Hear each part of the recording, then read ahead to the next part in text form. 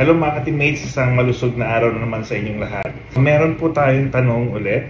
Doc, advisable ba or totoo po ba na pwedeng lusawin ang mga bato sa abdo?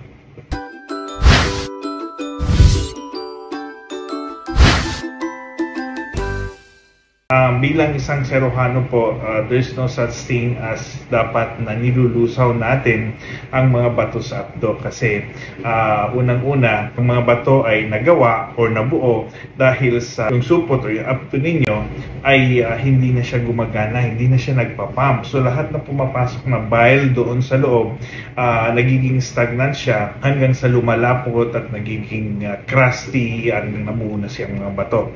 So itong mga bato na ito ay nabubuo doon sa loob ng supot. So yung abdo naman ay meron din siyang mga tubo na daanan niya na papunta sa bituka kung kakailanganin ito sa panlusaw ng pagkain.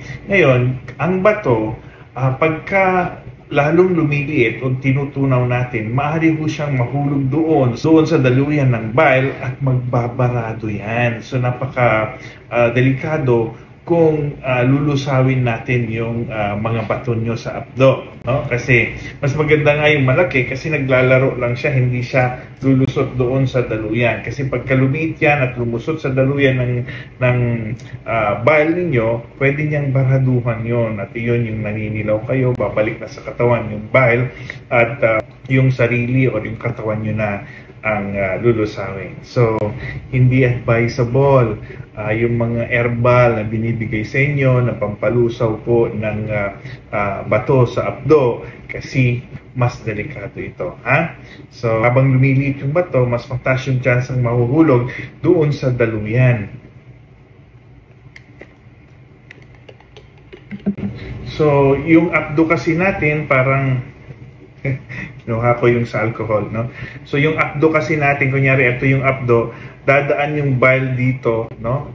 Para pumunta doon sa bituka at i-digest niya yung pagkain. Ngayon, pag yung bato ay lumiit, kasyang-kasya siya dito sa tubo na ito at maaring magbarado. So, babaraduhan niya yan, hindi natutuloy palabas yung bile ninyo, kundi babalik na siya sa atay ninyo at lulusawin yung katawan nyo. Yan yung naninilaw na kayo. No? So, napakalaking problema yon, hindi magandang sitwasyon, pati yung pag-opera ng ganon ay napaka-delikado.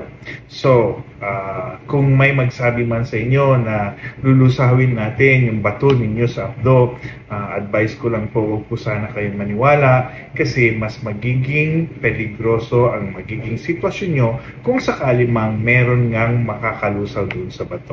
Kasi yung bato na yan ay matigas na, literal na bato yan. Ngayon, pag pinaliit mo pa, mahuhulog siya dito sa daluyan. So magbabarado yan. Mas maganda pa nga yung malaki kasi yung malaki, hindi siya magkakasya doon. So naglalaro-laro lang siya kumbaga doon sa loob ng abdo ninyo, nandun lang yung bato, hindi siya lalabas dito. Ngayon kung lumiit yung bato, yun, pupunta na siya, mahuhulog na siya dito at magbabarado yan. Yung tinatawag natin choledochal stone. No?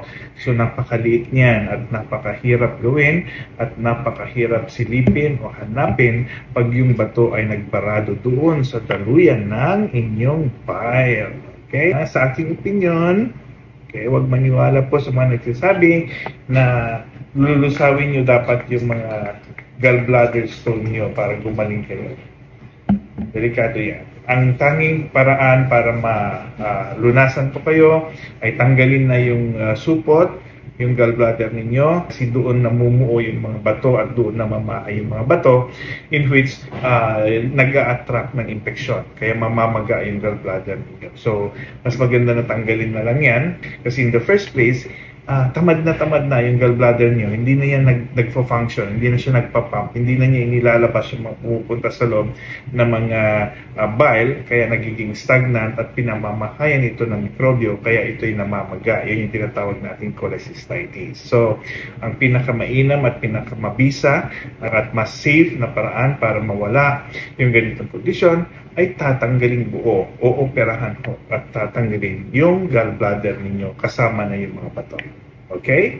So, pag kayo ay inoferan ng pampalusaw ng mga gallbladder stone, better think twice. Consult your surgeon kasi mas alam nila kung ano po yung mekanismo ng pagkahulog ng bato sa abdo.